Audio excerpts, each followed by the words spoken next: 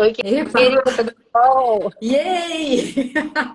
Ana, eu tô enferrujada em live. Eu Eu não sei mais também, como se mulher. mexe nisso. Ah,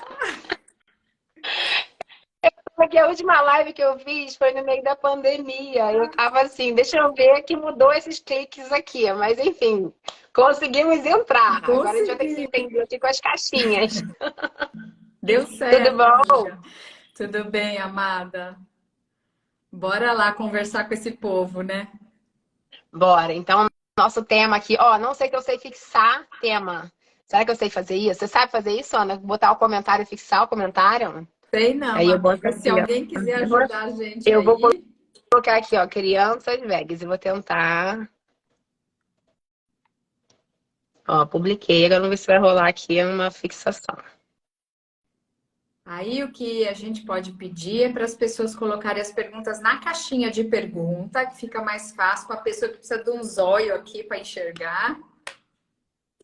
Isso, maravilha. Ó, consegui fixar o comentário. Então, estamos bem, estamos tecnológica. Olha só, eu Olha tive que pôr só, o óculos gente. para olhar. A gente vai começar conversando aqui, eu e Ana, mas vocês querendo mandar perguntas, mandem nessa caixinha aqui de baixo, tem uma interrogação, um balãozinho com uma interrogação. Manda lá que quando a gente for ver as perguntas, a gente não perde aqui nos comentários, né, Ana? Isso mesmo. E a gente até já viu alguma coisa que pode surgir de dúvida aqui, né? A gente Sim, vai fazendo. Eu tô com a cola aqui na frente. maravilha.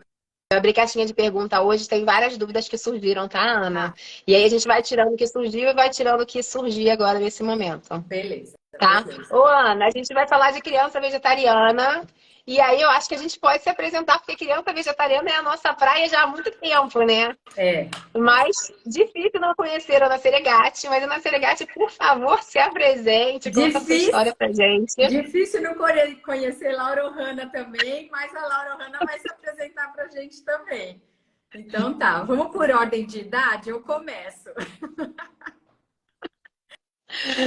Ai, para quem está chegando, gente, para quem já me segue, né, já conhece um pouquinho de mim, para quem segue a Laura e nunca me viu, eu sou nutricionista, então hoje eu estou tendo a super honra de fazer ao vivo com a minha super parceira pediatra, né, a Laura.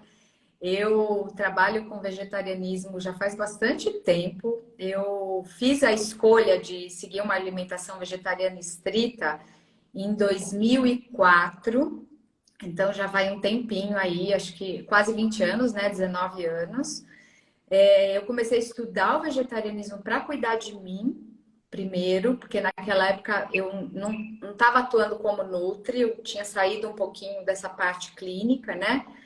E aí em 2008 eu voltei a ter consultório, mas aí já estava plenamente assim segura, né, da minha escolha, já estava mais segura de como abordar essas pessoas, porque naquela época, acho que éramos 3 nutricionistas no Brasil para falar disso. Em 2006, eu me lembro eu, a Thaisa, acho que tinha a Natália, 2 Natálias, tinha o Jorge Guimarães, éramos pouquíssimos, assim, super poucos.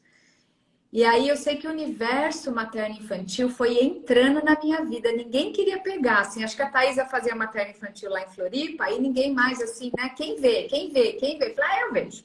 Pode deixar que eu vejo. Até a gente estava tentando lembrar, né, Laura, como a gente se conheceu e foi lá no VegFest de Recife em 2015, né? 2014, 15, acho, 2015.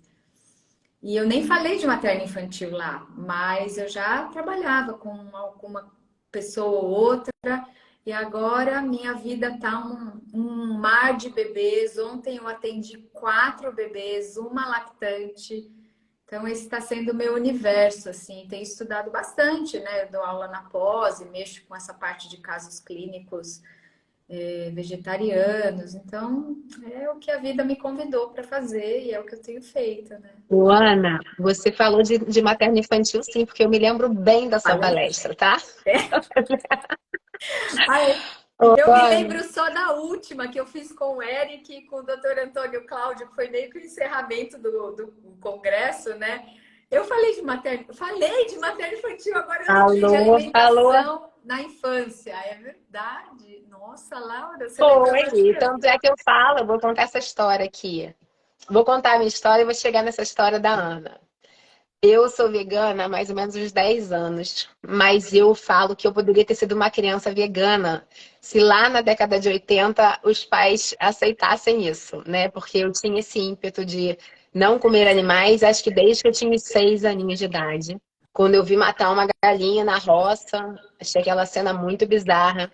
Já tinha conceitos de respeitar os animais, respeitar o outro. Eu achei muito absurdo a gente comer os animais que a gente deveria respeitar.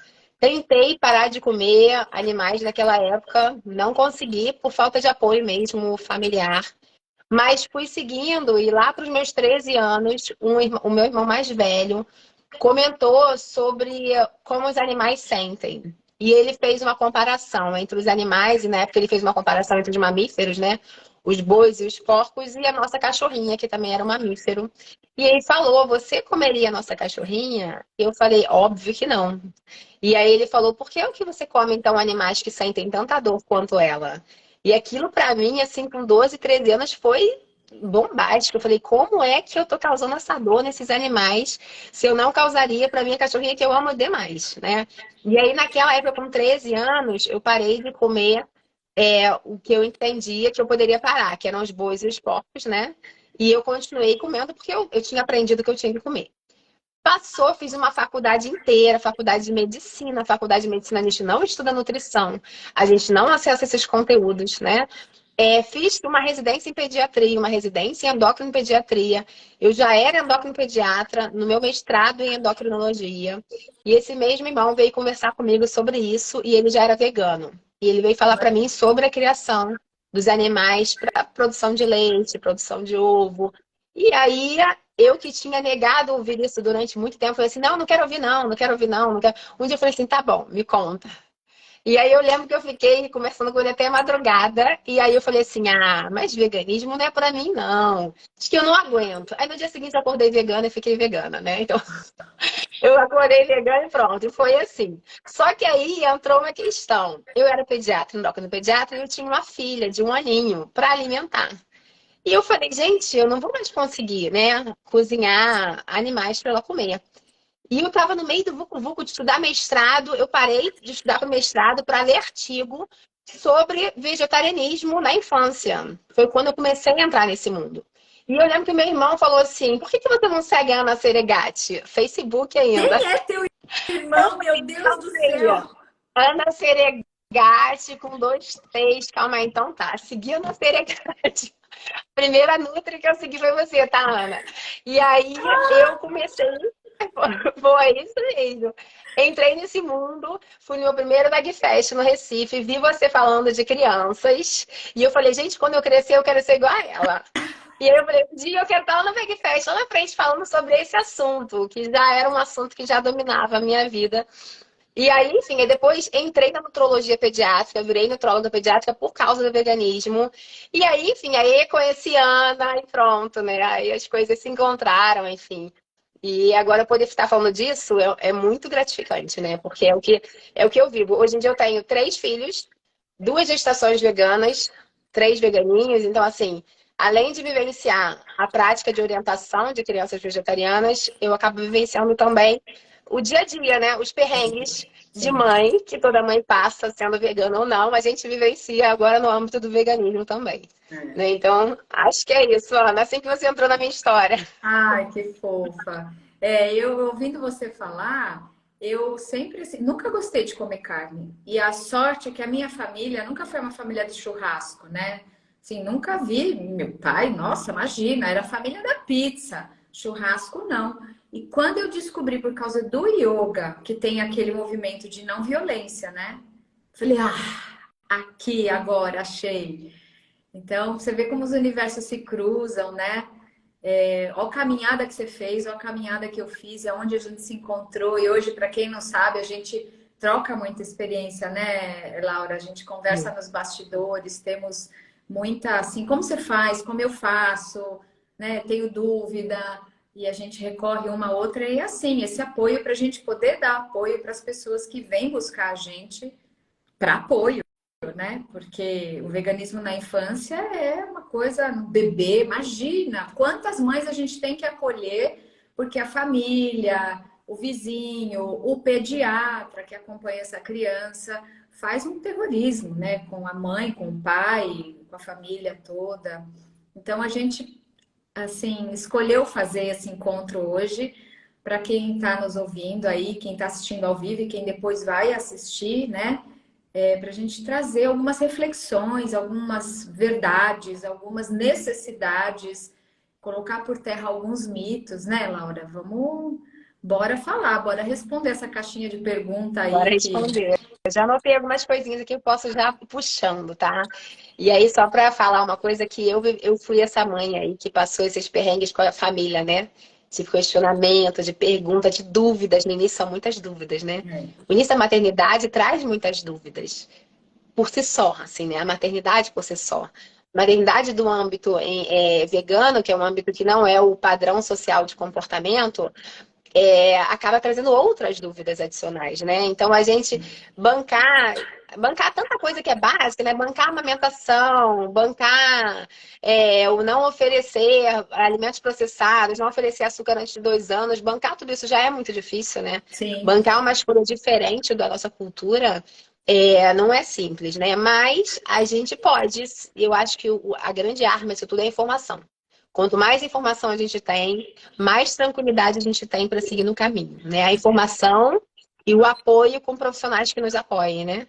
é, Porque os profissionais, eles definem, ajudam a definir esses caminhos e dão suporte para a gente. Então, ter profissionais que apoiem a gente, que foi o que eu fiz quando eu busquei você no primeiro momento, é muito importante, né? Para a gente poder ver que a gente está respaldado em ciência, né? é isso aí, porque a Hum. gente não está fazendo da nossa cabeça, né? A gente tem a literatura por detrás disso, a gente tem a prática clínica por detrás disso, né? Os indicadores todos, como que a gente lida com tudo isso. E você falou super bem, essa cultura que a gente tem, primeiro que a gente vive num país onívoro. A venda de carne faz parte do nosso PIB, compõe a nossa economia, né? E a gente vive num mundo ocidental, a gente segue muito os padrões americanos e é muita comida processada. Hoje, assim, a gente quase não vê as pessoas comendo, já não via, e agora menos ainda, né? Hortaliças, frutas, comendo comida de verdade. Agora tem esse apelo de o mundo fit, esses engodos da comida de pacote, né? Isso já é difícil per si, na nossa, para um adulto, que dirá para você trabalhar isso com uma criança. E eu sei que atende mais crianças onívoras. Criança onívora é uma raridade no meu consultório, porque criança onívora não procura nutricionista. Introdução alimentar onívora não tem experiência, porque não vem para mim. Para mim vem aquelas mães que querem fazer uma alimentação. Eu já peguei pais onívoros para fazer alimentação vegetariana para criança. Isso eu já peguei. Agora, criança onívora, não. Você sim, acho que você tem muito mais experiência nesse sentido, né? Mas é esse desafio de uma cultura onívora, uma cultura de multiprocessado. Já vi pais me perguntando, mesmo pais vegetarianos, quando eu posso dar açúcar? Quando eu vou poder dar o bolo? Ai, porque a minha mãe, minha avó, minha não sei quem, assim, então é uma pressão muito grande por comer, por esses desvios do comer, né? Que a gente pode comentar por aqui. A importância de ser um exemplo para os nossos filhos. E no meu caso, meu filho já tem 31 anos, é estudante de nutrição também. Mas eu tenho sobrinhos, eu talvez tenha netos, né? Então, hoje a minha influência tá para as pessoas que realmente me procuram de fora da família. Claro, a minha família também me ouve, ainda bem, né? Não é aquela família que não valoriza. Eu sou muito valorizada pela minha família, pelos meus amigos. Mas essas pessoas que vêm buscar, como você, né? Ah, vamos conversar com a Ana naquele momento, né? É maravilhoso ter uma Laura, ter uma Ana, todo assim, a nossa modéstia na vida, né? Sim, é verdade. Você falou isso dessa referência, né, para os nossos filhos, né? Eu sempre digo isso, mas as pessoas me falam, é difícil ter filhos veganos nessa sociedade? E eu acho, na verdade, que é mais difícil ter filhos com comportamentos alimentares saudáveis, sabe? É, É verdade mesmo, assim, uma das perguntas da caixinha de pergunta, e a gente pode começar com ela, é da socialização das crianças vegetarianas. Eu não vejo tanta dificuldade nessa socialização, porque a gente tem muitos alimentos numa festinha, por exemplo, que é vegano. Eu não sei nem se eu posso chamar de alimentos, né? Muitos produtos em Produtos festinhas alimentícios, comestíveis, né? que são veganos, né? Mas a gente não tem produtos saudáveis na festinha. Então, assim, dá para uma criança ser vegana numa festinha? Dá. Né? Dá para ela ser saudável? Aí já é um pouco mais difícil. É. E aí eu falo assim, até os dois, aí como prática, né? A gente ainda consegue controlar, porque a gente ainda tira da bolsa aquele potinho com as nossas frutas secas, né? Nossos preparados saudáveis e a criança ainda aceita. A partir dos 2, 3 anos, a criança já mete a mão na mesa e ela quer comer o que está ali em cima, né? É. E aí eu falo isso até para a prática mesmo, em termos de condução do veganismo, sabe? Eu percebia isso. Quando a gente é vegano, a gente tem uma motivação para isso, que normalmente são os animais, né? O respeito ao outro, e isso é muito fácil para ser ensinado para uma criança. Então é fácil ensinar para uma criança que a gente vai respeitar um animal, que a gente não vai comer a galinha, que a gente não vai comer a vaquinha. Até é meio óbvio, né? Porque a gente comeria uma vaquinha e uma galinha. Então a criança entende bem isso, né? É fácil até para ela entender que ela não vai tomar o leitinho da vaca porque é do bezerro, porque o leitinho dele é o da mamãe, né? É fácil, o meu leitinho é seu, o da vaquinha é do bezerro. Mas não é tão fácil ela perceber isso entre 2 e 3 anos de vida. Porque ela ainda está ali naquela fase do tipo assim, não, eu entendi que eu não vou tomar o leitinho, mas esse brigadeiro não é o leitinho, né? Esse Não brigadeiro. consegue ver o animal naquela forma, né? Assim, uma salsicha Exatamente. não faz uma associação. Até um pedaço de bife não faz uma associação. A criança se choca quando ela vê um peixe inteiro, né? Tá lá. Uhum, O peixe é mais fácil.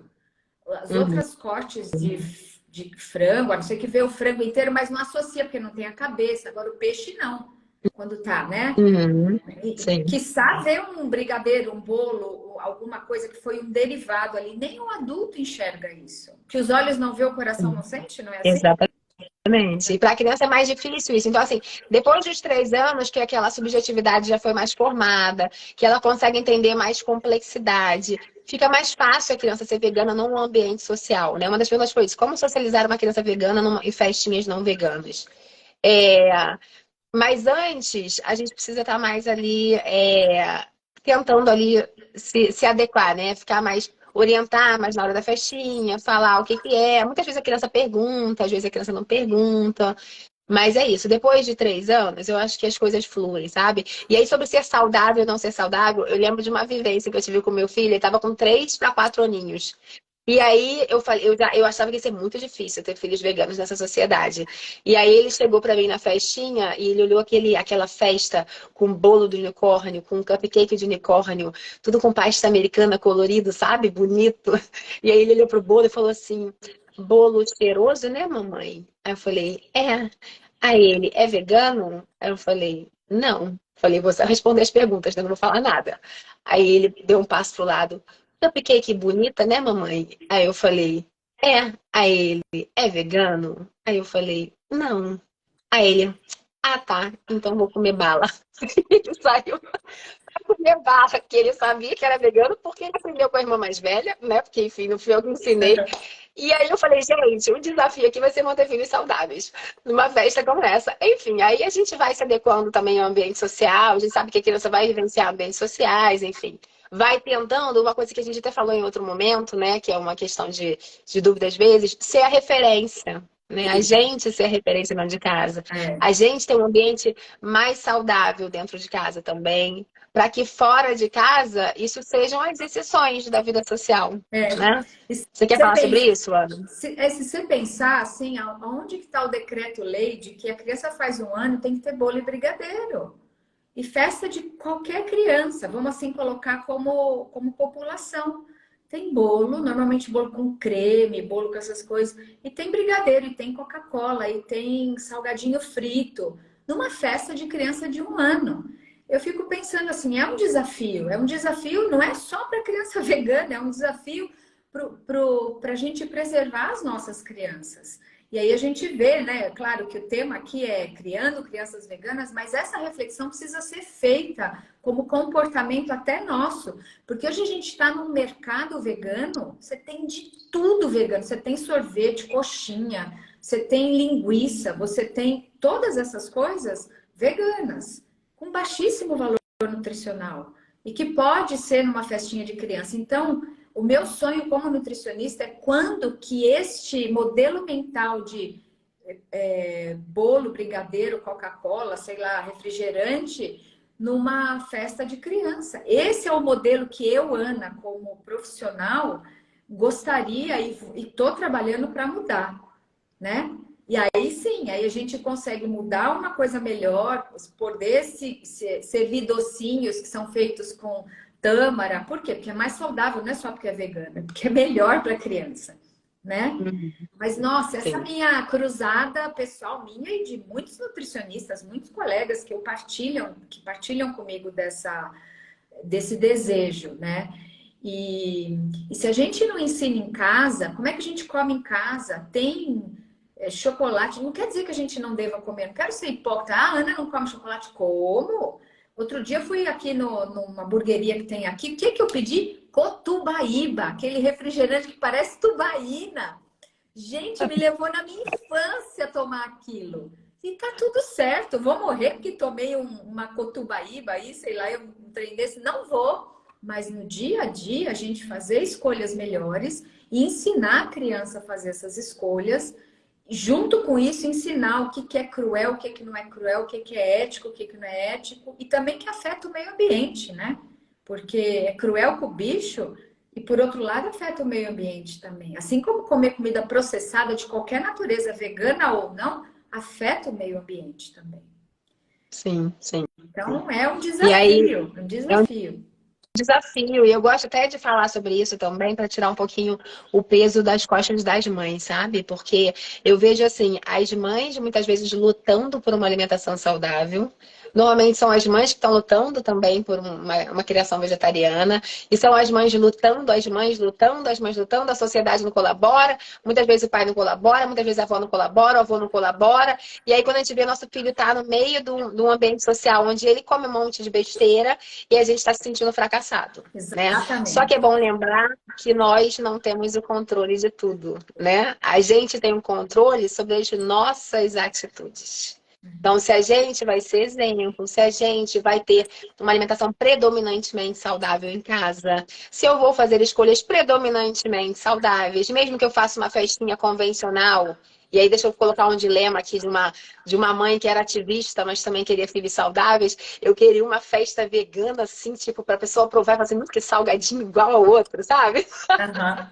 Mas ao mesmo tempo eu queria que a criança fosse vegana. Então eu fiz assim, fiz festas veganas na mesa do alto e na mesa de baixo tinha opções saudáveis para a criança.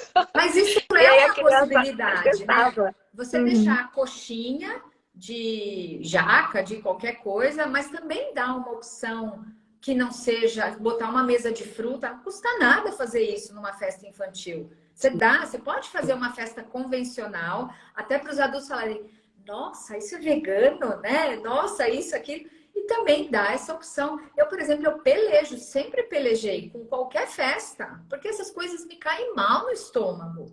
Não é só por causa disso, do veganismo, né? O que que eu faço? Qual é a solução que eu oriento? Come antes de ir para a festa. Aí, se você quiser, você experimenta um pouquinho, né? É porque tem esse problema também de não cair Não, bem. tem saída, viu? Tem saída. Eu fiz uma festinha agora pro meu filho do meio, e aí sempre tem uma mesa saudável. E é engraçado, porque a manga em pedaço, a melancia, o brócolis, o tomatinho, ele sai. Engraçado, porque assim, tem lá o bolo, salgadinho, docinho, tudo convencional. E tem uma mesa com coisas saudáveis. Só que tem saída, né? Então, assim, a gente pode dar uma mesclada pra gente tentar manter o saudável e o vegano não saudável, enfim. Porque é para tentar fazer essa mescla, né, da gente tentar permitir filhos dentro de um ambiente social, porque eles têm esse apelo, eles começam a crescer, né? Eu tenho uma de 11 anos, um de 9 e um de 2. Eles querem ter festinhas como dos amigos, né? Claro. Eles querem chegar na festa dos amigos e comer o que tem na festa dos amigos. E eu não acho que a gente tenha esse direito, né, de evitar isso, né? A gente tem que orientar, né? E eles vão fazer as escolhas deles.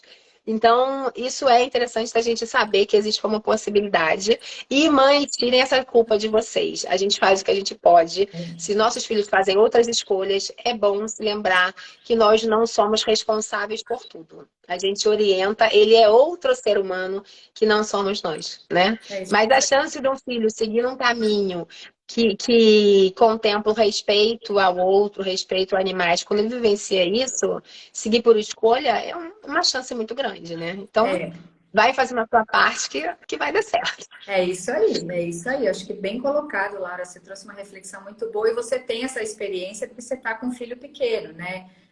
Quando eu criei meu filho, eu me tornei vegetariana, meu filho já tinha 12 anos. Já tinha passado muita água debaixo daquela ponte. Hoje eu olho e falo, meu Deus, quanta coisa esquisita que eu fiz na introdução alimentar. Já pedi perdão para ele, né? Ele, mãe, tá tudo certo, né? Porque foi mesmo, eu aprendi na faculdade. Eu fui mãe muito jovem, com 23 anos. A primeira festinha de aniversário dele tinha o quê? Bolo e brigadeiro, convencional. E assim, e tudo certo, né? Mas enfim, que bom que você trouxe essa reflexão para a gente já falar das crianças maiores, né? Convidar essas crianças a ter lancheiras mais saudáveis, a experimentar, porque se lá na introdução alimentar você dá esse repertório alimentar para a criança, ela tem paladar para comer essas coisas ao longo da vida dela, né? E seletividade é algo que a gente pode falar aqui daqui a pouquinho, porque não é necessariamente a seletividade, é também um processo da casa, é um processo de afirmação do eu da criança, né? Tudo isso, dizer não, dizer eu não quero, não é necessariamente que a criança não gosta. Se ela for estimulada a comer, ela vai saber comer o alimento. Ela pode não entender Adriana, por que a gente está comendo a coisa saudável no comecinho, depois vai. A gente pode puxar isso, assim, uma das perguntas foi essa. Meu filho não gosta de grão de bico e lentilha. O que você sugere, né? E aí, dicas. Aí eu acho que a gente pode falar de um monte de coisa a partir dessa pergunta, né? Inclusive de crianças que são mais seletivas, inclusive da fase da vida onde a seletividade é esperada, né? Você Exato. quer falar sobre isso, Ana, sobre essa pergunta? Então, eu fico só até perguntando se a pessoa que fez a pergunta é só lentilha e o grão de bico, então tá bom, então dá o feijão branco, o azul, o preto, né? Passa a ser uma dificuldade para a gente quando a criança não aceita nenhuma leguminosa. Aí, assim, é um desafio. No reino vegetal, as leguminosas, elas têm um teor proteico mais expressivo. Porque fala assim, a proteína. Eu sempre explico. Gente, proteína no reino vegetal tem em todos os grupos. Eu tenho proteína na fruta, só que eu tenho um teor pequeno. Eu tenho proteína na batata, só que eu tenho um teor pequenininho. Então, eu vou ter nos cereais, nas leguminosas, nas castanhas, nas verduras, legumes. E quem é que tem um teor maior? As leguminosas. Então, é bom contextualizar assim. Essa pergunta, ela diz respeito à criança não aceitar nada. Bom, então vamos pensar em alternativas que isso entre, né? Panquequinhas, bolinhos, patê, a saladinha. Os hamburguinhos são coisas que as crianças aceitam bastante e panqueca também é uma coisa muito fácil de fazer, né? Bate lentilha rosa com água, bate farinha de grão de bico, mistura com água. Dá para fazer panquequinha e aí panqueca é uma coisa que a criança não associa com aquele alimento. Mas é importante, desde a introdução alimentar, estimular assim, a paleta de leguminosas, né? Da Uhum. lentilha de qualquer cor, em vários formatos. O que você faz assim? Você teve filhos que não aceitaram leguminosas? Então, o que eu percebi aqui eu tive sobrinho que não aceitava por nada leguminosa. Sobrinho vegano que não aceitava por nada. E aí, deixa eu pensar aqui nessa questão toda. Você falou um ponto que eu acho que a gente tem que ressaltar, que é isso, assim, a leguminosa, né? Leguminosa é o quê? São os feijões de uma forma geral, né? Leguminosa é tudo que nasce em vagem.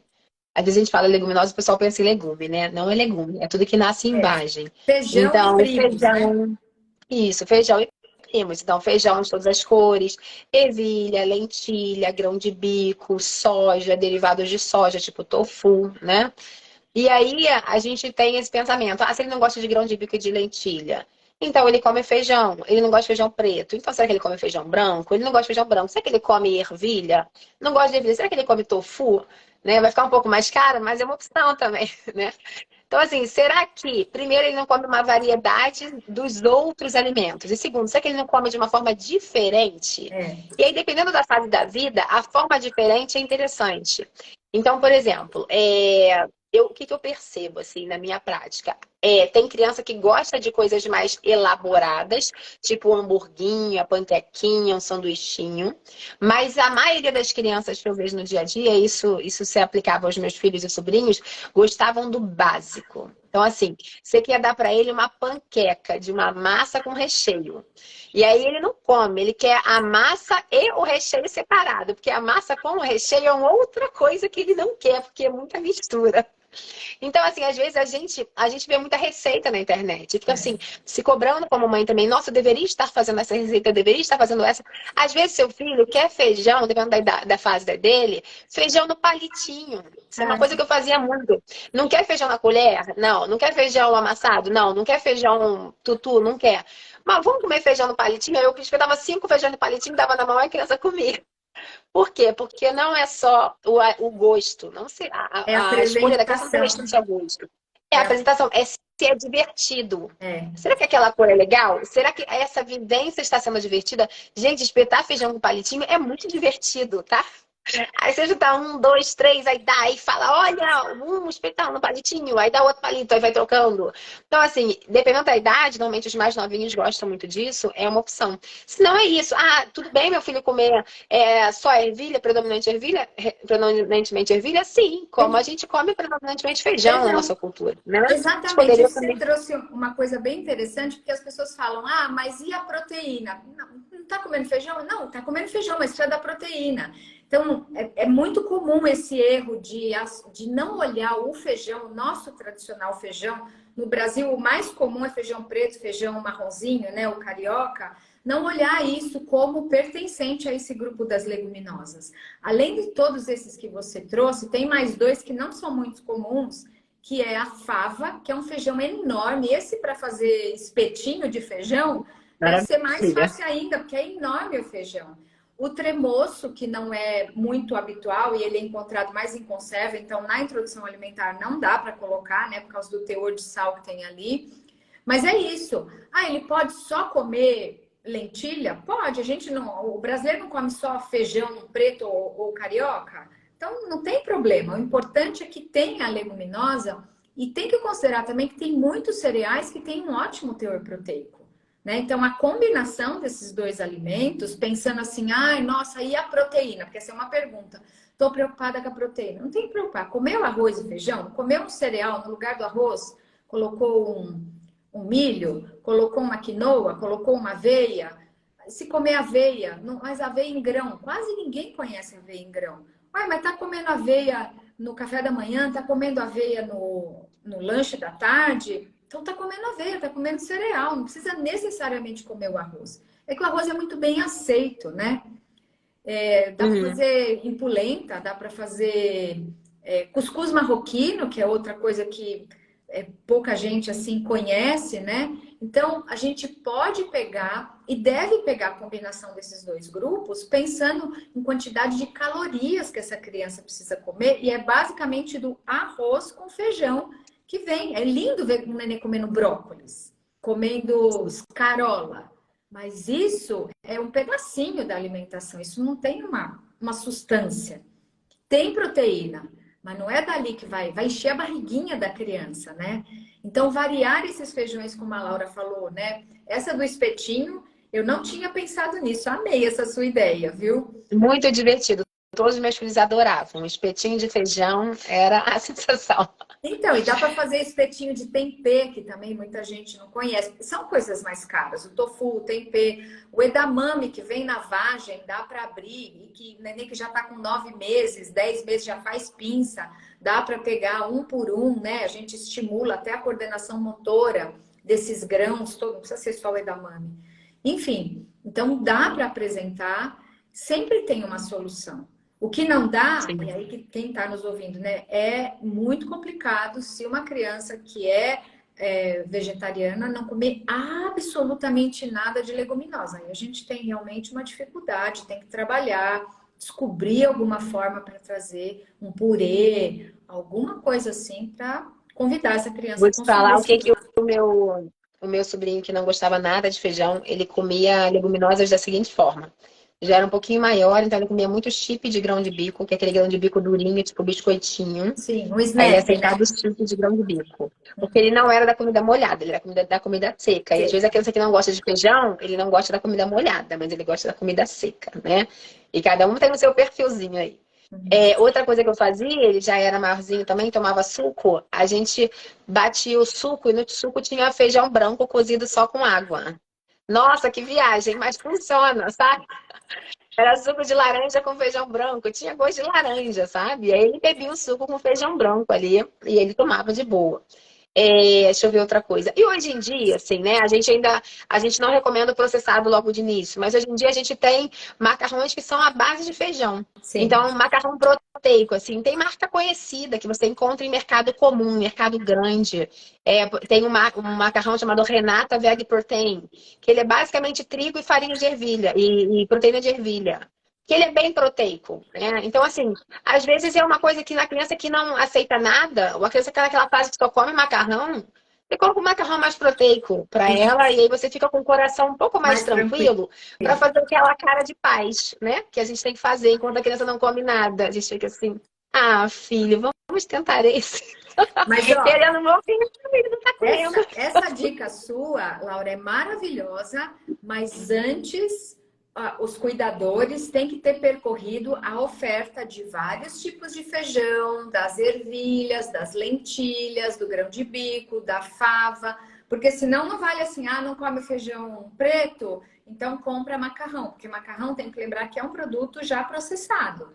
Então, essa é uma ótima dica, é uma solução, mas esse percurso anterior precisa ser feito, de ampliar a oferta em bolinho, em espetinho, em panqueca, como tutu, enfim, colocado na colherzinha, amassado, como se fosse um espeto na colher do BLW, lá do comecinho, né? Aquela colher que tem um escudo na frente. Enfim, para chegar como uma das soluções mais para frente, oferecer alimentos assim mas especialmente na introdução alimentar, né? Se a gente está falando de uma criança lá de 2, 3, 4 anos, é outra coisa.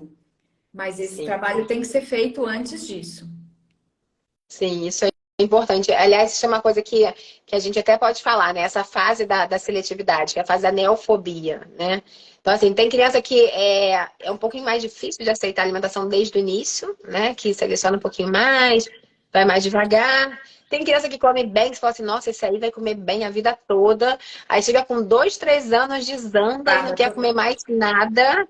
E você fica de cabelo em pé, mas é uma fase esperada, muito comum, que é uma fase em que a criança já sabe o que ela gosta e já sabe que ela pode escolher de alguma forma, né?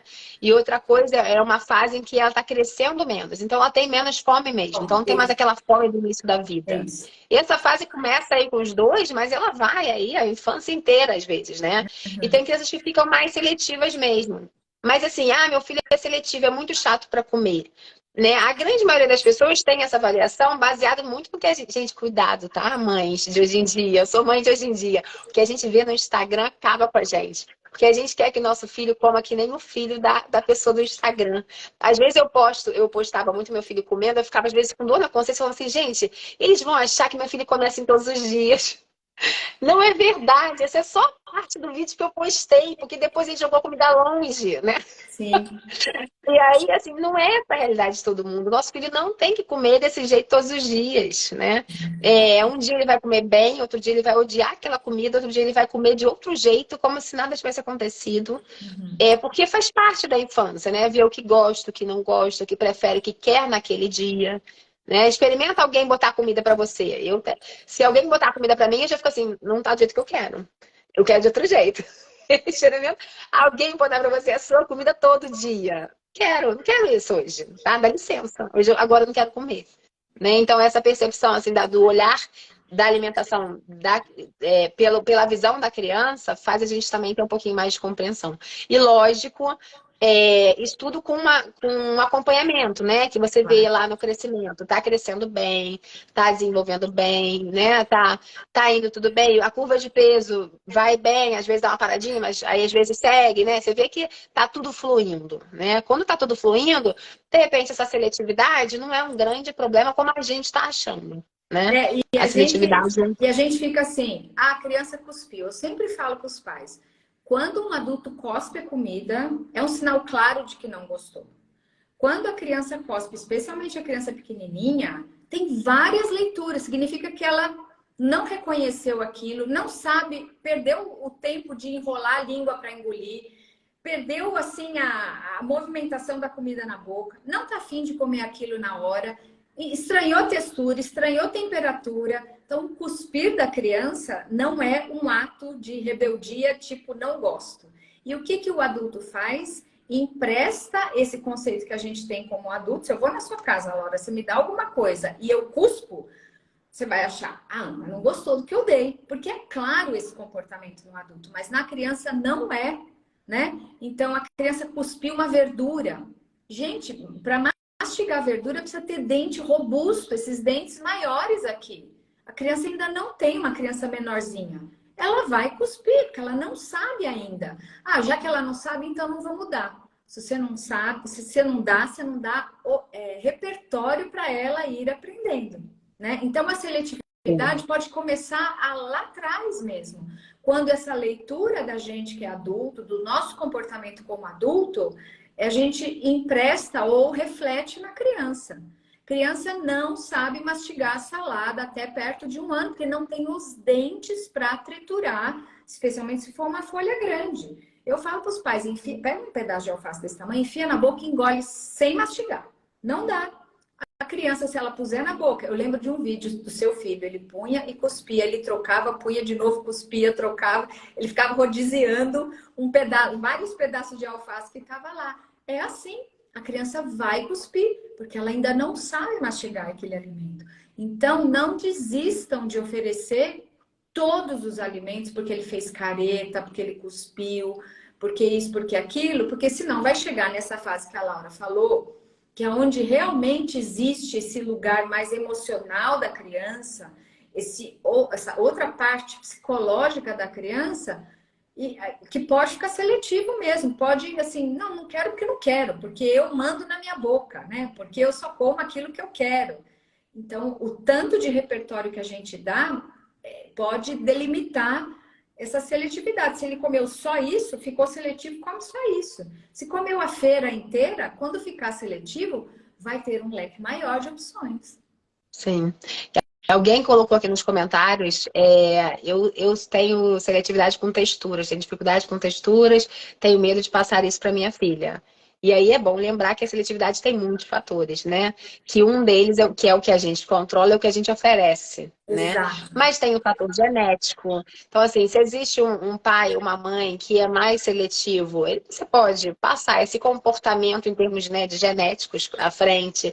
Existe a questão social, né? Como é que foi sua introdução alimentar? Às vezes a gente faz a introdução alimentar na creche, né? A mãe voltou para trabalhar com 4 a 6 meses, começou na creche, com tudo amassado, tudo batido. Então, assim, a gente não tem controle de tudo, né? O que a gente tem controle, a gente vai controlar. O que a gente não tem controle, a gente vai entender que faz parte da vida, né? Que estamos criando outros seres humanos que não somos nós mesmos, né? A Exatamente. gente quer acertar o máximo possível. Então, é oferecer o maior repertório possível, com a maior variedade possível e melhor, com a maior tranquilidade possível, né? Porque o nosso comportamento no momento da introdução alimentar faz toda a diferença. Se o ambiente é tenso, se o ambiente tem que ser sentado aqui na mesa, mas a criança está chorando, mas tem que ser sentado. Mas hoje não pode ser com a criança sentada em outro lugar? Hoje não pode ser. A gente não pode botar um plástico no chão, ela senta e come no chão hoje? Né? Hoje não pode ser. Então, assim, esse controle que a gente permite que a criança tenha é muito bem pensado, justamente para criar uma boa relação com a comida. Né? Permitir que a criança pegue, amasse, jogue, passe no cabelo. Outro dia alguém falou, faça um skincare, né? Um skincare com a beterraba, é ótimo pro rosto. Então faz skincare, né? Aí joga pro cachorro, aí pega de volta, né? Faz toda parte do processo.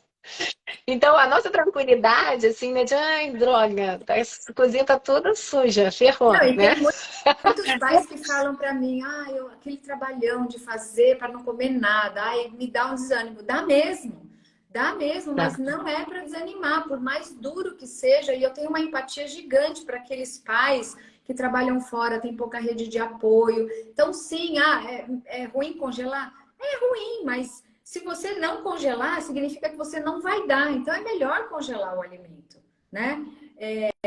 Eu converso muito com os pais na introdução alimentar. Como é o hábito de vocês? A família come bem? Tem um ambiente harmônico, né? Vocês pedem muita comida, tem muita comida processada. Quando a mãe, eu trabalho isso, quando ela vem na gestação, eu já começo a trabalhar nas primeiras consultas da gestação. Vamos pensar quando o neném tiver. Tá longe, ainda estamos no primeiro trimestre. Tá longe, tem 2 trimestres e mais 6 meses. Mas já vai mexendo no comportamento agora, porque a gente demora para mudar um hábito. Então, o hábito da casa é muito importante. A mãe não gosta de jiló, o pai não gosta de jiló. A criança nunca vai comer jiló. É uma grande oportunidade de você rever sua relação com o jiló. Porque senão essa criança não vai gostar de jiló e ela não vai superar isso, e o filho dela não vai gostar de jiló, e o neto não vai gostar de jiló, e por aí vai.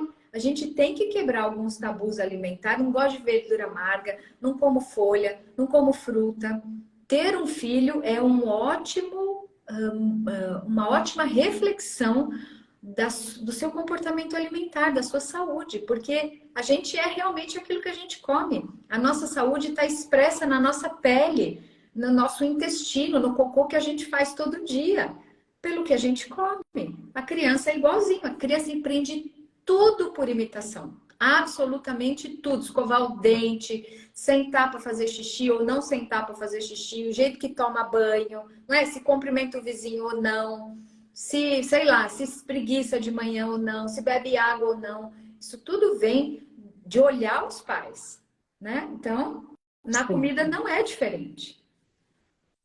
Ó, eu vou aproveitar aqui para a gente entrar em algumas perguntinhas, tá? Vamos lá, Aliás, que a eu gente não tô pode lendo nada. entrar. O que que foi? Não, eu vou entrar aqui, porque alguém colocou, ó, bota as perguntas fixadas. Vou entrar aqui numa pergunta, que é bom que a gente entra sobre suplementações, que foi uma pergunta que veio na caixinha do Story também, tá? Deixa eu postar aqui, ó, peraí. Qual é a idade ideal para suplementação de ferro para bebês de mães veganas? Tem um padrão ou varia esse padrão? Quer falar, Ana? O que é que eu faço? Bom, você pode falar porque vem da Sociedade Brasileira de Pediatria isso, né? E que é o que eu sigo. Então, você como pediatra pode responder, porque eu sei que a gente faz igualzinho. Então, Então, olha só. Existem recomendações internacionais, inclusive da OMS, né, da Organização Mundial de Saúde, que toda criança, vegetariana ou não, deve começar a fazer o uso de ferro a partir de, pela OMS, 6 meses de vida, tá? Mas a SBP, a Sociedade Brasileira de Pediatria, reviu esses critérios e viu que algumas crianças seria interessante começar a fazer uso de ferro a partir de 3 meses de vida, tá? Então, critérios como perda de sangue muito grande da mãe na hora do parto, ou um descolamento prematuro de placenta que fez perder sangue ali no meio do caminho, ou uma mãe que não teve orientação alimentar nenhuma. Eles colocam até nos critérios mãe vegetariana sem orientação, né? Então, uma mãe vegetariana que não teve orientação nenhuma, ou uma mãe qualquer, gestante, que teve deficiência de ferro durante a gestação e não tratou. Outros critérios aqui que eu posso pensar. Um bebê que cresce muito rápido também pode ter que usar a partir de 3 meses. Ou um bebê que foi asfíxico, né, ao nascimento, teve algum sofrimento na hora do parto, pode ter que usar acima de 3 meses. Se o cordão foi cortado antes de 1 minuto, também é interessante usar a partir de 3 meses. No final, quando você vê, todo mundo tem que usar a partir de 3 meses, tá bom? Então, assim, com raras exceções, a recomendação é começar a partir de 6, tá? Mas para todo mundo, para a grande maioria, né, dentro das indicações, a partir de 3 meses.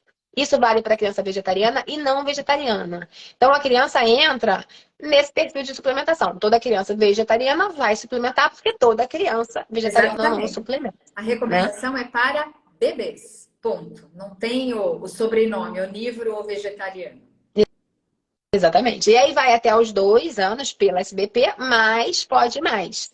Né? E aí eu acho interessante, a Ana também acha interessante, continuar aí a suplementação até mais ou menos uns 4 anos. Porque É. depois dos 2, a gente viu aqui já que entra naquela fase de neofobia, já não quer mais comer, você já tá todo mundo meio de cabelo em pé, a gente continua com fé. Não, e Que a gente outra tá meio coisa, que... o que eu percebo, né? Algumas crianças já estão assim, que eu já atendi, estão hoje com 8 anos, pensando assim, aí a idade escolar, que está um pouco maior, né? As crianças estão mais, enfim, mais estruturadas, mais estáveis, mas depois vai entrar na adolescência. Então a gente tem que cuidar disso quando bebê, pré-escolar, para deixar essas crianças na idade escolar preparadas para entrar na adolescência. Os dois vão fazer estirão, meninos e meninas. E a menina vai o quê? Menstruar. Aí chega a mulher no consultório já para mim, assim, já com carência de ferro, lá com seus 30 e poucos anos. Eu sempre tive a vida toda. Porque provavelmente não cuidou lá desde a infância, aí menstruou e às vezes tem fluxo copioso, né? Tem fluxo intenso. Enfim, suplementação de ferro, o Ministério da Saúde recomenda até os 2 anos. Eu sei que a Laura também empurra, né? A gente vai acompanhando para o exame. E não é só criança vegetariana, acho que tem uma pergunta aí de exame, né? Não é só criança vegetariana que vai fazer exame, mas as crianças vegetarianas fazem, as onívoras, eu não sei, porque eu não pego, né? Não sei se todo pediatra pede exame. Para criança Então, a vegetariana, recomendação com também. Tem certeza. uma outra pergunta aqui, ó, de exames, que eu vou até colocar aqui, já que a gente está falando dela. Peraí.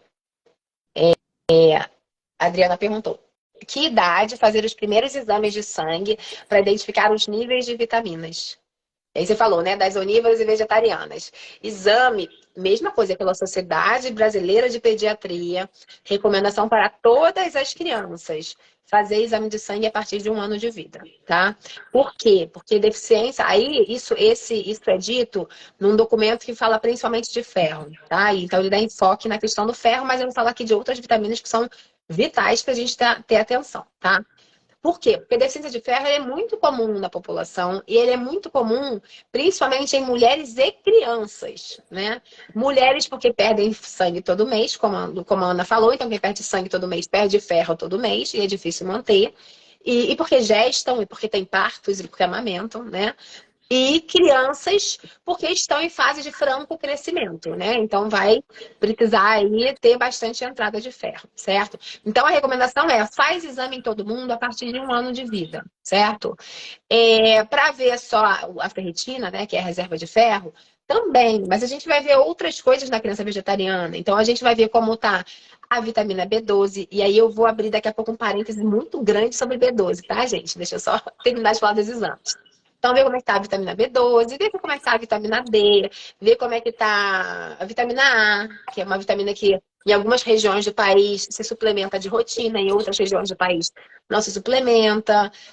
A gente pode olhar aí, de repente, nos exames, como é que tá ácido fólico, embora não seja uma coisa tão importante na criança vegetariana. A gente pode fazer exames mais gerais, tá? Mas principalmente dosagem de B12, de ferritina, né, que é a reserva de ferro, de vitamina D, e outros exames que podem complementar o nosso raciocínio, tá? Eu Aí, queria Ana, complementar e com exames que eu gosto de olhar na parte da nutrição, eu coloco o zinco também, que eu acho que você também põe. E a coloco. gente também consegue olhar a ingestão de proteína e de carboidrato através de exame de sangue, né? Então, isso dá para a gente ver as vitaminas, mas dá para a gente ver também a ingestão de nutrientes muito importantes para atingir a necessidade calórica. Então, só complementando aí nessa listinha de exames que você colocou, então dá para a gente olhar Sim. muita coisa. Dá para fazer. Eu sempre falo que o exame da criança ele é mais econômico que o adulto, porque a gente quer conseguir colher tudo em uma furada só, que a gente não quer furar a criancinha, né? Exatamente. Então a gente dá uma enxugadinha, mas a gente foca no que é principal. E as vitaminas entram aí, e é isso. A função renal, que dá para ver proteína, enfim. Dá para ver muita coisa aí nos exames. Então é bom que quem avalia seja um profissional que esteja familiarizado com a condução do vegetarianismo, né? Seria mais interessante. Mas aí eu queria abrir puxar isso para falar de suplementação, que foi uma pergunta que surgiu algumas vezes na caixinha de pergunta, tá? Mais cedo no story, e que surgiu também agora. Criança vegetariana suplementa a mais do que as outras crianças uma vitamina em especial, que é a vitamina B12, tá? Por que que eu gosto de deixar isso bem claro? Porque a vitamina B12 é uma vitamina muito importante no desenvolvimento do sistema nervoso central, desenvolvimento do cérebro, né? E é uma fase da vida onde a criança está crescendo muito rápido, né? Então a gente tem que estar atento para essa suplementação. Então a criança vegetariana tem a recomendação de começar a fazer uso de B12 a partir de 6 meses de vida, que é a fase da introdução alimentar. Então, começou a introdução alimentar aos 6 meses, começa a fazer B12 na introdução alimentar, certo? E vai usar B12 a vida toda. Inicialmente pode ser numa dose diária, né? Porque tá usando ferro, tá usando vitamina D, tá usando tudo ali junto. Mas depois a gente pode passar para uma dose semanal, que para facilitar a vida, né? Não precisa ficar tomando a vida toda remédio todo dia. Então, uma dose semanal de B12 vai ajudar a manter os níveis de B12. Por quê? Porque B12 é uma vitamina que ela não é produzida por vegetais, ela não tem vegetais, ela é produzida por bactérias, né? As bactérias produzem a vitamina B12. O animal se alimenta da bactéria ou o animal se alimenta de uma ração fortificada com B12, que é o mais Isso. comum, né? E aí o animal fixa essa B12 na carne e aí acaba as pessoas consumindo a carne, né? E aí consumindo a B12. Então, em vez de a gente matar o bicho para tomar a B12 que ele tomou na ração, a gente toma B12 de uma vez, né? Então fica mais limpa essa cadeia, né? Mais rápida ali. A B12 chega direto pra gente. E a gente, hoje em dia, higieniza os alimentos, né? E quando a gente higieniza os alimentos, a gente tira as bactérias. Então a gente não tem B12 ali no reino vegetal e a gente não tem muita bactéria ali que a gente consuma no nosso dia a dia. Então tem que tomar B12. Gente, preste atenção. Tem que tomar B12 a partir da introdução alimentar. Precisa fazer exame para ver quanto é que vai tomar de B12? Não. Exame, a recomendação é a partir de 1 ano. O início da B12 é com 6 meses de vida, né? Então, assim, posso fazer exame antes? Dependendo da criança, você pode até fazer por algum motivo específico. Mas não é para esperar resultado de exame para fazer uso de B12, porque a recomendação da B12 é como a do ferro para qualquer criança. A partir daquela idade, você vai começar aquela certa dose de B12 para criança. E acabou. E vai seguir tranquilo e calmamente com o seu vegetarianismo, tá? Agora, passou de 1 ano, não usou B12, diversas outras questões, a gente dosa e vê quanto é que tá para reajustar a dose, Isso. para tratar uma possível deficiência. Mas criança vegetariana, seja ela vegana ou ovo-lacto vegetariana, ela tem que estar tomando B12 desde a introdução alimentar. E mais, a mãe vegetariana tinha que estar tomando B12 na gestação. E Exatamente. também na alimentação, Eu queria né? fazer uma Então, colocação em relação à B12, porque assim, como eu falei, eu não pego uma criança onívora, mas eu pego mulheres gestando e às vezes come peixe, é semi-vegetariana. E aí o que que acontece? Ela tá com carência de B12. A gestante que come peixe, que come frango, que come ovo, tá com carência de B12, esta criança, que provavelmente vai ser onívora, porque tá de uma mãe onívora, de uma mãe semi-vegetariana, assim, que come alguma carne, mas não é carne vermelha, que tem uns critérios aí. Essa criança provavelmente vai precisar de B12. Então, como eu pego muito introdução alimentar de mulheres que eu não acompanhei, o que é que eu faço? Eu peço para a mãe dosar a vitamina B12. Eu vejo quanto está o nível no sangue dessa mãe, se ela é vegetariana, vegana ou se ela é onívora. Tem pouco onívora, mas vegetariana, gestante onívora eu pego também. Menos, mas pego.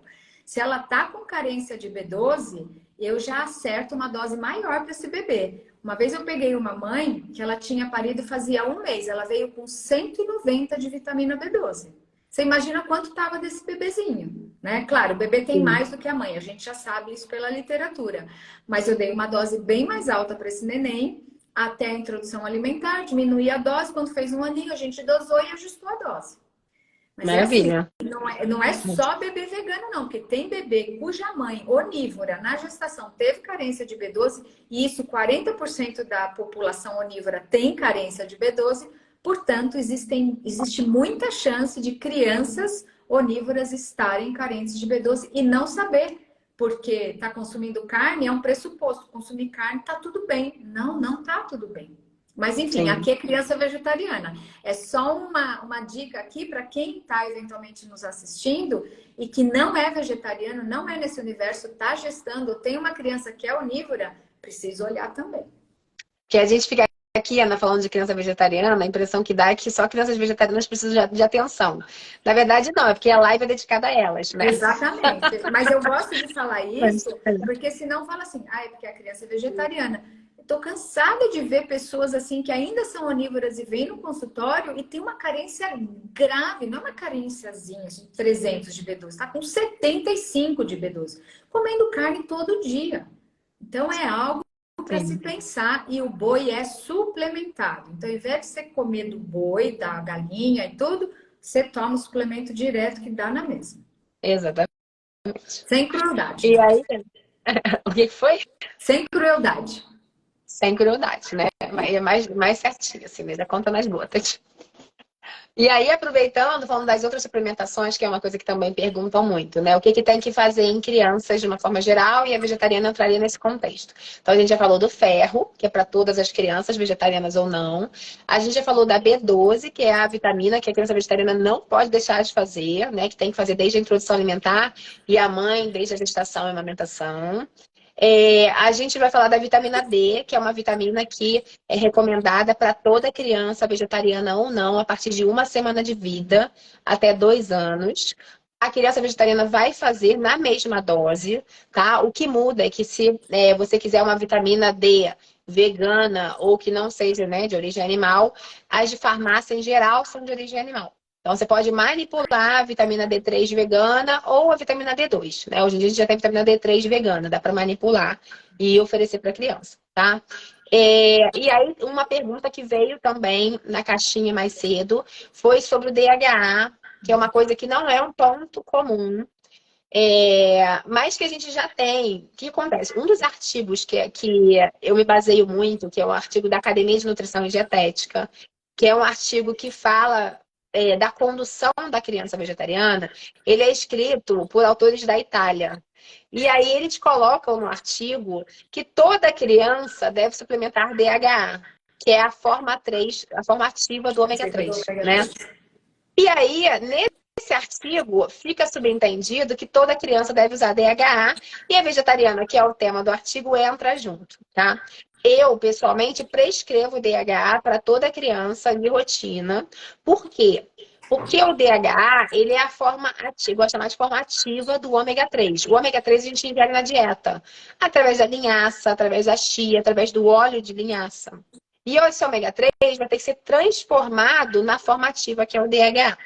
Essa transformação de ômega 3 para DHA, na população geral, tem gente que converte bem para DHA e tem gente que não converte muito bem, né? E fica ali com o DHA mais ou menos, né? Fora outros fatores que influenciam. Então, na própria população, talvez muita gente não consiga converter bem para o DHA.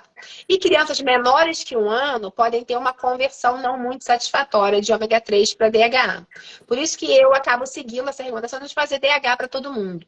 E outro motivo que eu faço muito é porque uma forma de oferecer o ômega 3 seria o óleo de linhaça, né? Que é uma ótima forma, inclusive, de oferecer o ômega 3 em ótima quantidade. Mas o óleo de linhaça tem um sabor mais acentuado. Tem criança que passa bem com óleo de linhaça e as coisas fluem, mas tem criança que na introdução alimentar começa a ficar um pouquinho mais difícil porque não está aceitando. E aí eu falo assim, gente, se for pelo sabor do ômega 3, tira o ômega 3, a gente dá o DH, ômega 3 não, do óleo de linhaça, a gente dá o DH à parte e essa criança faz a introdução alimentar e a gente deixa as coisas fluírem mais tranquilamente, né? Então, essa é a visão que eu tenho em relação ao DH. Você quer falar alguma coisa, Ana, sobre essa parte do ômega 3? Assim, eu concordo com você, mas eu tenho primeiro a conduta de entrar com o óleo de linhaça mesmo. Inclusive porque ele dá uma densidade energética boa também. E assim, por exemplo, ontem atendi uma mãe que falou que a criança, ela já abre a boquinha para receber, ela toma na colher. Tem muitas crianças que eu atendo que tomam na colher. E isso assim, como é um paladar em branco, é algo que você vai ensinando. O que acontece é os pais falam, ai, tadinho, é um pouquinho amargo, vou dar isso para minha criança. E aí a criança não aceita, porque a mãe faz careta, o pai faz careta. Então, isso acontece e eu converso bastante. Agora eu vou puxar de novo o fio. Criança onívora precisa de DHA também, porque da onde vem o DHA, teoricamente, do reino animal? Vem do peixe. E nem todo peixe tem DHA. Tem peixes que, assim, não tem mesmo. Teoricamente, seriam peixes pescados em águas frias, assim. Peixe de rio não tem. Peixe da costa brasileira aí, que não é muito... que é água quente, não tem. Então, a criança onívora não precisa de DHA? Precisa de DHA, como toda criança precisaria. Mas olha só para quê? Para criança vegetariana, porque não come peixe. Mas, gente, adulto onívoro, quem come peixe todos os dias? Muito raro. Precisa Uhum. usar óleo de chia ou linhaça. E por que a gente dá óleo de linhaça para a criança e não dá a semente? A semente precisa de um volume muito grande e aí vai dar uma saciedade muito precoce para a barriguinha dessa criança. Já tem um estômago pequenininho, você vai encher de fibra. Isso é estratégia quando a gente quer reduzir o peso, não é? Enche a pessoa de fibra, dá muita salada, dá chia para encher o estômago, a pessoa come menos. Tudo que a gente não quer com um bebê, onívoro ou vegetariano. Então, respondendo de uma forma direta, eu inicio com óleo de linhaça e se começa a ter muita recusa, aí eu entro com DHA, tá? E nunca dá, não é que nunca que é proibido. Você pode botar numa receitinha, uma chia, mas daí você esperar que você vai ter DHA para aquela, ômega 3, para aquela criança na quantidade adequada, não dá. Tem que ser óleo. E esse óleo não pode ser aquecido, então não pode ser cozido com ele. Tem que ser adicionado. A comidinha tá quente, pode pôr por cima. E um jeito que fica ótimo, gente. Quem acha meio ruim o gosto mistura na fruta. Botou com fruta, o sabor fica muito nulo e é bem fácil de consumir. Ótimo, ótima dica. Então a gente falou do DHA, né? O ômega 3 na forma de óleo de linhaça. A gente falou do ferro, da B12. A gente falou da vitamina A em algumas regiões do país, que tem a recomendação de suplementação, porque são regiões endêmicas de deficiência de vitamina A. Então, em regiões que não se suplementa de rotina, talvez seja bom estar atento ao consumo, né? Mas normalmente a criança vegetariana tem um consumo bom de alimentos alaranjados, que são fonte principal de vitamina A, dos verdes escuros também, que também Isso. tem vitamina A. Enfim, a gente está atento no primeiro exame, a gente vai ver se está tudo bem, né? Se a gente, por acaso, optar por não fazer vitamina A. E falta um aqui, O vitamina cálcio. D, o cálcio. Fala do cálcio, fala, Ana. Fala-me do cálcio. Então, o Eric brinca que eu sou mulher do cálcio, né? Porque eu tenho estudado, tenho dedicado um tempo para estudar sobre esse mineral, que eu acho que ele é muito negligenciado na alimentação como um todo, não só na alimentação vegana, né? Vegetariana estrita. Eu acho que até para pessoas onívoras, pessoas que consomem laticínios, assumem assim, eu tomo um copo de leite, como um pedaço de queijo, tá certo o cálcio. A demanda de cálcio é muito grande, não para um bebê. Então, até um aninho de idade, ou leite materno ou fórmula dá conta super fácil, não temos nenhuma preocupação com a questão de ingestão de cálcio. A partir de um ano, a recomendação é muito grande, ela mais do que dobra até um ano, né? De 260 passa pela recomendação oficial que a gente tem 700 miligramas por dia. 700 miligramas por dia é desafiador para um bebê Muito pequeno, difícil. né? E conversávamos no privado o teor de cálcio do leite materno, porque isso assim, é uma grande dificuldade da gente obter. Tem estudo científico, mas quanto tem no leite materno? Isso é fácil, mas quanto mama de verdade um bebê? Como é que você mede quanto mama no peito? Porque se você ordenhar e dar na mamadeira ou em qualquer outro instrumento, já não é o quanto ele mamaria.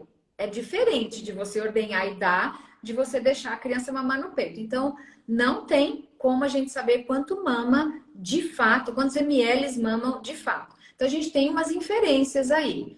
E aí, então, a gente pode considerar, a partir de um ano, temos que considerar quanto vem do leite materno e quanto vem, eventualmente, da fórmula. E aí, adicionar alimentos que são fontes de cálcio. Os alimentos que são fontes de cálcio costumam ter fibra.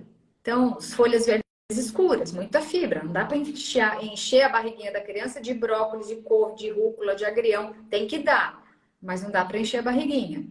Gergelim, dá para dar. Assim, toda criança, aliás, eu acho que todo ser humano deveria comer gergelim.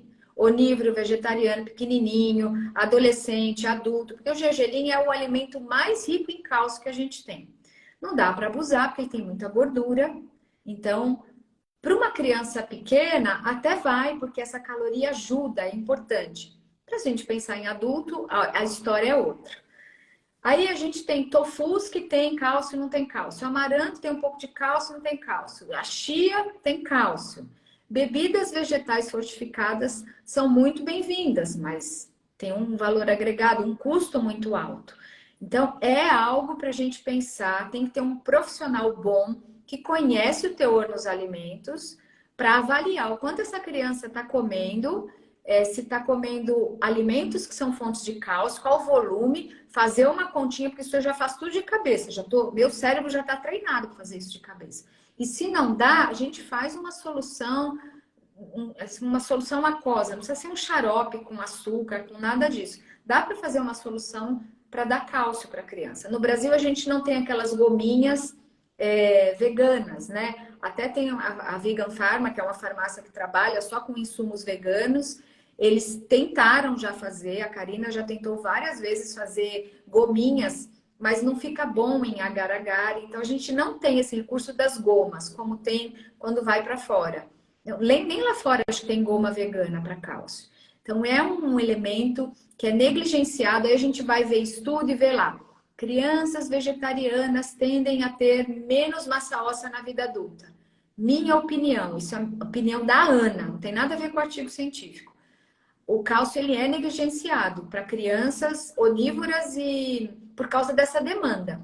Onívoras e vegetarianas. Não consome na vida adulta, não consome, né, na infância, na adolescência, e aí chega lá na vida adulta, vai ser avaliado com uma baixa massa óssea.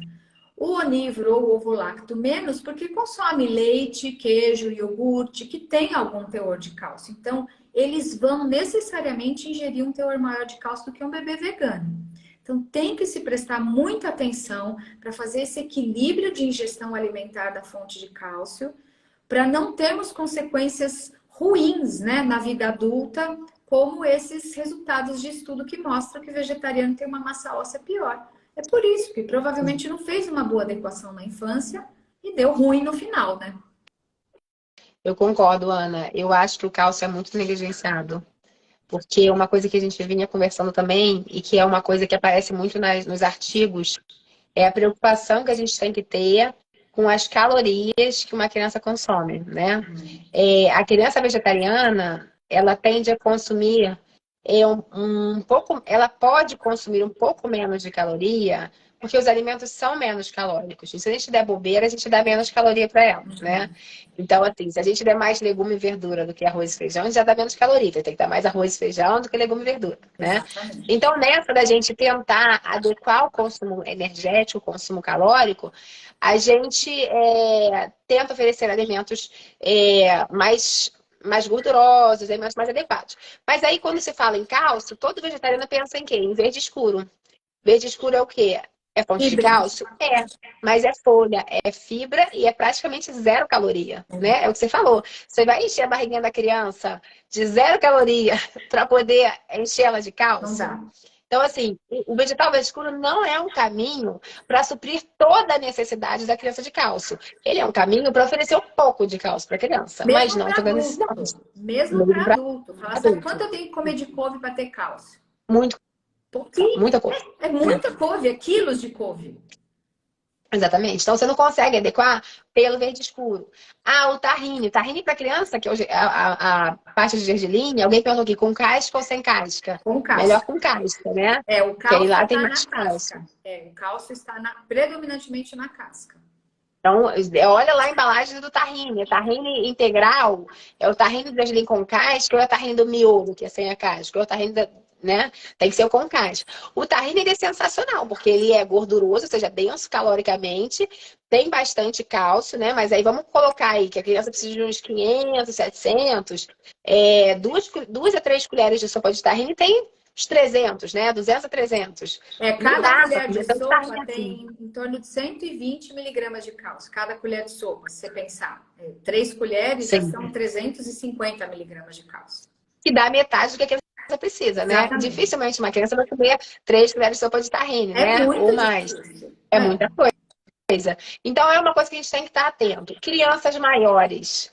Eu olho com muita simpatia para o uso do leite vegetal fortificado, Isso eu tá? também. Porque aí a fortificação ajuda. A criança bebe fácil, pega lá o copo, acabou, bebeu lá a quantidade dela de cálcio, bebe com prazer, né? Então, assim, eu vejo com muita simpatia a ideia de consumir o fortificado.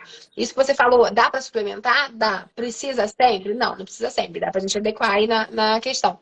Mas uma forma que eu uso de suplementação é fazer manipulado um pote em pó com uma medida, com aí colher dosadora com 500 miligramas de cálcio. E aí você adiciona esse pozinho num suco, ou um Também pozinho numa faço assim. panqueca, e aí pode oferecer também, que é uma coisa a se pensar, tá? Mas não é suplementação obrigatória e muito menos em menos de 1 ano de idade, né? A gente vai fazer isso lá para frente, conforme o padrão dietético que essa criança seguir, né? A gente vai ver se precisa ou se não precisa, tá? Então, Tem que, nos bebezinhos... então, tem que avaliar bem o conjunto da ingestão alimentar para fazer, para optar ou não pela suplementação. Exatamente. Alguém perguntou qual é o leite vegetal fortificado. Você vai ler na embalagem do leite. Você vai virar lá aquele quadradinho e vai colocar assim, ó, informação nutricional por 200 ml, que é uma porção. Lê lá o cálcio. Ideal é que tenha mais do 240 miligramas de cálcio por porção. Mais que 240 de cálcio. Hoje em dia tem uns com 400. Um copo tem 400 de cálcio, que dá uma ajuda boa em termos de consumo, tá? Muito, imagina. Crianças e adultos também têm que pensar nisso. Imagina um copo que 200 ml que a criança tome, 400 miligramas, precisa só 350, já passou da metade, né? E a Sim, gente tem sim, produtos no mercado muito bons com 400, a gente tem produtos muito bons com 150 miligramas em 200 ml, é muito pouco, né? Então, quanto sim, mais melhor, e cuidado para não comprar produto que tenha açúcar, produto que tenha conservantes, esses aditivos aí que a gente tem um trava-língua, não consegue falar, porque tem aditivos que são lá, lecitina de soja, emulsificante goma guar, isso dá para usar, porque é algo que você compra para fazer receita. Mas aqueles que você não consegue nem pronunciar, é melhor não comprar essa bebida. Alguém falou da sim. Possible aqui, a Possible tem açúcar, tá? Não dá para ser. Tem cálcio e tem Aqueles, açúcar. aqueles pequenininhos, todos eles assim, que agora, né, parece o antigo, aquela bebidinha todinho, nesse calzinho que tinha, tem vários hoje vegetais. Todos têm açúcar. Muito cuidado. É melhor comprar daquelas embalagens maiores e colocar numa garrafinha, se quiser colocar um achocolatado pouquinho, ou colocar um cacau e botar um tiquinho de açúcar, ou se a criança é muito pequena, põe só o cacau e não põe nada de açúcar, bota canela, bota uma gotinha de baunilha, dá puro. Tem várias formas, bate com fruta, tem várias formas de utilizar essas bebidas vegetais, até para fazer panqueca, para fazer danoninho de inhame, até essas receitinhas dá para usar. Sim.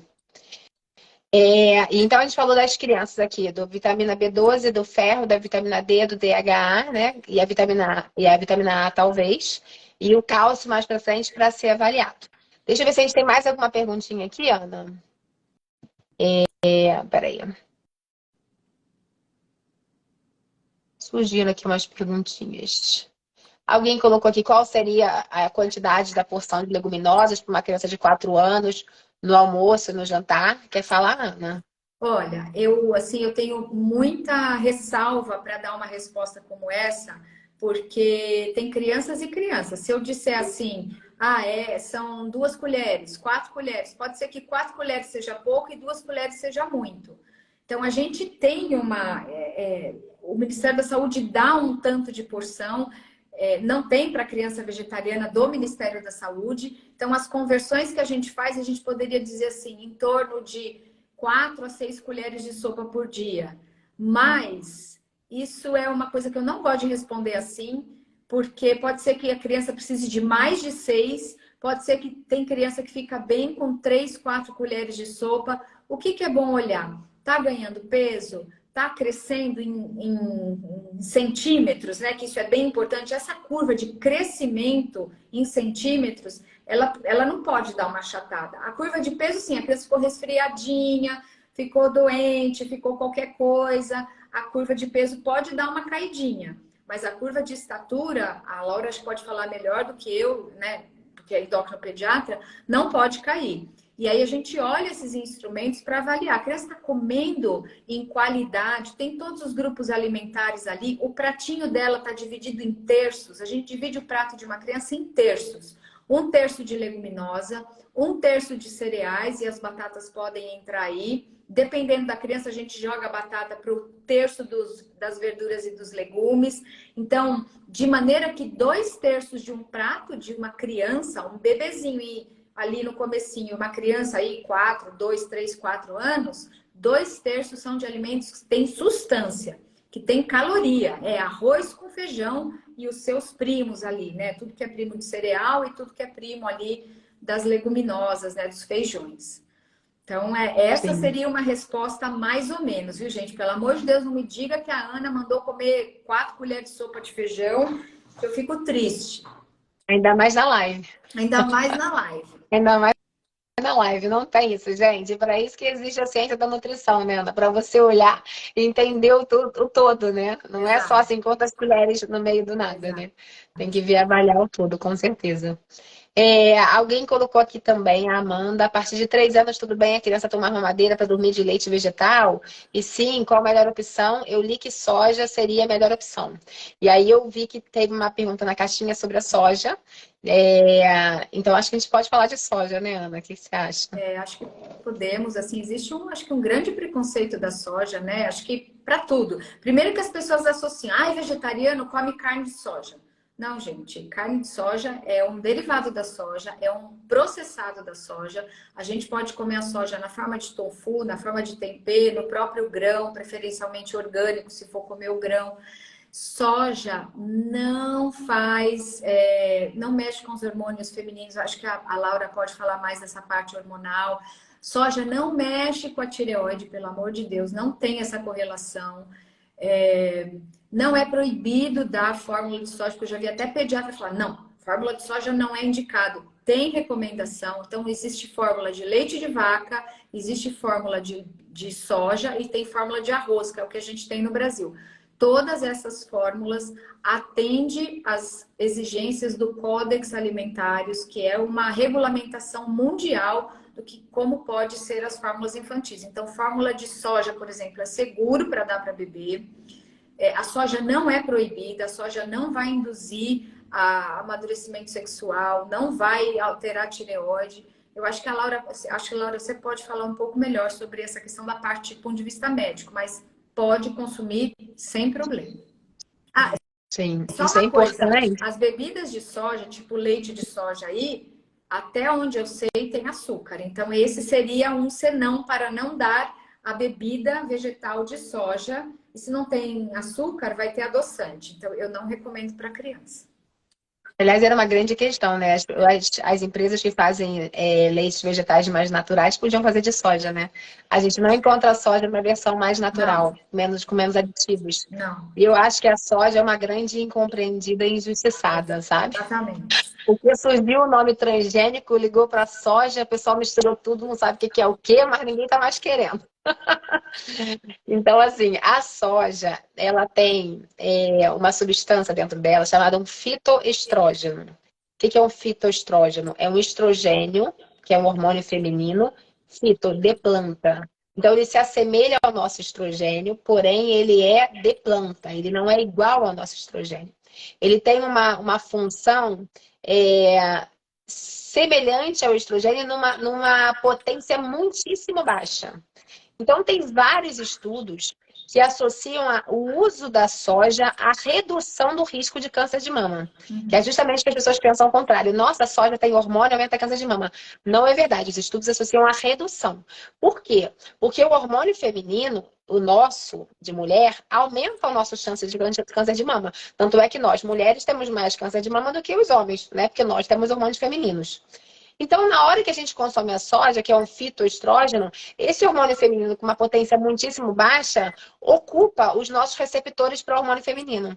Então, é como se a gente diminuísse a ação dos nossos hormônios femininos, né? Então, a gente fica com menos excesso de estrogênio. Por isso que ela tem um efeito provavelmente protetor para câncer de mama. Então, a soja não causa câncer de mama. Muito pelo contrário, ela tem um efeito protetor contra câncer de mama, tá? E aí, a soja na infância. Aí falaram, mas será que esse fitoestrógeno pode induzir alguma coisa referente à puberdade? E aí já vieram diversas publicações mostrando que isso não é uma realidade. Que crianças que precisaram, por algum motivo, usar fórmula de soja não fizeram puberdade antecipada. Tem publicação da SBP também falando que a idade de menstruação antecipada tem muito mais relação com peso do que consumo de qualquer coisa. Então, assim, não é a soja. A soja não faz disfunção da tireoide, não faz puberdade antecipada. Então, em caso de uso de soja, a soja é interessante, inclusive. Por quê? Porque a soja, ela é muito proteica. Se você for olhar a composição dos leites vegetais, o leite vegetal aqui tem mais proteína da soja. Por que essa galera da empresa que faz leites vegetais mais naturais não faz o de soja, por gentileza? Mas por quê? Porque a soja é uma grande injustiçada. As pessoas não querem consumir soja de forma alguma, né? Mas não tem problema criança consumir soja, tá? Então, se for necessário usar soja, usa soja. Se fizer parte da rotina da família também. A família gosta de consumir soja, a criança consome soja. A família não gosta de consumir soja, não precisa consumir soja para ser vegetariano saudável, né? Aliás, pode viver muito bem sem ela, se não quiser, tá? E aí a gente precisa do arroz, feijão e bife de soja. Não precisa colocar a soja como uma mistura na comida, né? Então, outro mito aí que a gente já falou e que é isso mesmo. Quem já é vegetariano já está cansado de saber, né? Mas que às vezes alguém que está olhando por fora fala, troca a carne pela soja. Não precisa, né? Isso é uma coisa que é opcional de quem vai consumir. E aí, Ana, eu acho que vale a gente falar uma coisa aqui também sobre a questão de aleitamento materno, se caso essa família não puder amamentar, né? Que é uma ponto que às vezes surge. Você quer falar sobre isso ou prefere que eu fale? Você pode falar, eu só quero te avisar que são 9h30, tá? Você pediu para dar um alôzinho, são 9h30, a gente está aqui, eu fico falando, né? Mas eternamente. Vamos vamos responder isso e aí a gente já se encaminha já para o final. Olha só, um ponto. Acho que você pode falar, sim, pode falar como. Tá. Segue em frente, manda as pessoas que não podem. Qual é a melhor forma de alimentação do bebê? Aleitamento materno. Não existe dúvida quanto a isso. O melhor leite para o seu filho é o leite da sua mãe, né? Então, a amamentação é a primeira opção, segunda opção, terceira opção. A gente sempre vai escolher o aleitamento materno como a primeira opção de forma de alimentar um bebê. Mas existem situações em que esse bebê não pode ser amamentado. Então, por exemplo, uma situação em que um bebê foi adotado por um casal de homossexuais masculinos, ou então uma situação em que a mãe fez uma mastectomia bilateral, enfim, que esse bebê não pode ser amamentado, né? E aí, assim, banco de leite. Banco de leite, a gente sabe que banco de leite de humano, ele não funciona para a população, ele funciona muito para o hospital, para a criança recém-nascida, para o prematuro. Não dá para a gente chegar e pedir um leite no banco de leite que a gente não vai ter, né? Então, muita gente pensa que uma forma de oferecer algum alimento para essa criança menor de 1 ano que não pode mamar é fazer leites vegetais caseiros, o que é um grande equívoco. Está absolutamente contraindicado o uso de leites vegetais, seja o caseiro, seja de caixinha, em substituição ao aleitamento materno para criança menor que 1 ano. Está completamente contraindicado. Por quê? Porque um leite vegetal, ele nunca se compara a um leite materno, né? Se a gente for ver como é que você faz um leite vegetal de inhame. Inhame e água, né? Então é a mesma coisa que comer inhame. Então comer inhame não substitui leite materno, né? Como é que faz leite vegetal de arroz? Arroz e água. Então, é que nem comer arroz. Arroz não substitui leite materno. Um leite vegetal de aveia, aveia e água. Um leite vegetal disso tudo é igual uma sopa de tudo e água, né? Então, assim, isso não substitui leite materno, certo? Então, na impossibilidade de aleitamento materno, a única opção é fórmula específica para lactente, né? Que é o que é. E é isso que você falou. Eles têm que obedecer, eles são obrigados a obedecer uma legislação que define quanto que tem de cada nutriente para poder ser chamado de fórmula específica para lactente. Então, isso se aproxima mais em termos de composição nutricional, né? Não biológica, mas nutricional, do leite materno. Então, a única opção de substituição seria a fórmula. Por que eu quero deixar isso muito claro? Porque, de vez em quando, a gente vê uma notícia terrível de alguma criança que não mamou no peito, foi alimentada com leite de alpiste e aí sofreu uma desnutrição grave e infelizmente veio a óbito e colocam lá na fachada, dieta vegetariana, leva uma fatalidade. Isso não é uma realidade, tá, gente? É muito inadequado você substituir leite materno por qualquer coisa que não esteja comprovadamente cientificamente tentando se aproximar, que seria a fórmula. E Tá? Laura, Então, acho que é você importante acha que colocar. pode dizer também até quando é obrigatório dar fórmula, né? Até que idade é obrigado a dar fórmula? Então, se você tiver, se a criança mama peito, a criança mama peito, não precisa de fórmula em nenhuma Não, circunstância, né? Mas, assim, se a criança não puder mamar por algum motivo, ela vai usar fórmula até pelo menos 1 ano. E tem fórmulas que podem ser usadas até 2. A própria fórmula menor que 1 ano pode ser usada até 2. Ou tem fórmulas de transição, que são aquela fórmula entre 1 e 2 anos. Que a gente tenta, né, aproximar do que seria o aleitamento materno, né? Exclusivo até 6 meses e complementado até pelo menos 2 anos de vida, né? Então, seria essa o ideal. E depois a gente começa a ver fontes aí alimentares de outros nutrientes, tá? Esse é o pensamento. Eu gosto de deixar muito claro isso. As pessoas às vezes pensam, você já está falando de forma. Não, eu jamais defendo isso. Eu defendo o aleitamento materno como primeira opção sempre. Mas, por segurança, a gente tem que deixar isso claro para que não aconteçam mais incidentes como esses que eventualmente a gente escuta. E a gente pensar que no Brasil a gente não tem fórmula vegana, mesmo a de soja e a de arroz, ela não pode ser considerada totalmente sem ingredientes de origem animal, porque a vitamina D contida nessas fórmulas são de origem animal, né? A indústria usa de origem animal. Então, mesmo famílias veganas que não puderam, por qualquer razão, oferecer leite materno para a criança, tem as duas opções, mas no Brasil não temos fórmula que vai atender a essa filosofia de vida. Então, a solução é dar ou fórmula de soja ou fórmula de arroz. Sim, que a base da proteína é vegetal, mas a fórmula em si não é vegana. Isso, né? isso. Exatamente. Exatamente. Ana, acho que já falamos a beça, né? E já Ai, tentamos responder a grande maioria das perguntas. E acho que podemos aqui encaminhar para o nosso fim. Estão perguntando aqui várias vezes se a live vai ficar gravada. A live vai ficar gravada aqui. E aí, quem quiser assistir de novo, mandar para alguém assistir, fique à vontade. Bom, então, obrigada, minha flor, da gente estar juntas hoje. Obrigada a todos vocês que estiveram com a gente até aqui.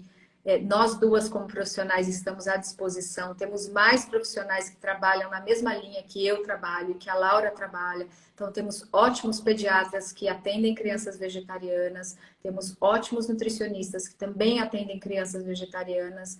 Então, contem conosco e com esta roda de pessoas da qual eu e Laura fazemos parte para assistir vocês, enfim, nas suas escolhas aí. Ana, foi ótimo. Agradecer muito a sua disponibilidade, da gente estar conversando aqui. Acho que a gente pode fazer mais vezes, com certeza. Com certeza. Queria agradecer a todo mundo e dizer que quem tem bebê na fase de introdução alimentar, eu tenho no link da minha bio, tem um e-bookzinho que fala de informações importantes para a introdução alimentar. Então, se quiser aproveitar, e muita coisa que a gente até ia falar, mas não deu tempo de falar, né? De aprofundar mais na introdução alimentar, aí vocês podem encontrar ali, tá? Obrigada, gente, de coração. Então, a gente se vê aí pelo meu Instagram, pelo Instagram da Ana, a gente está à disposição, tá bom? Beijo, gente. Beijo, Beijo, Laura. Tchau, querida. Tchau. Tchau.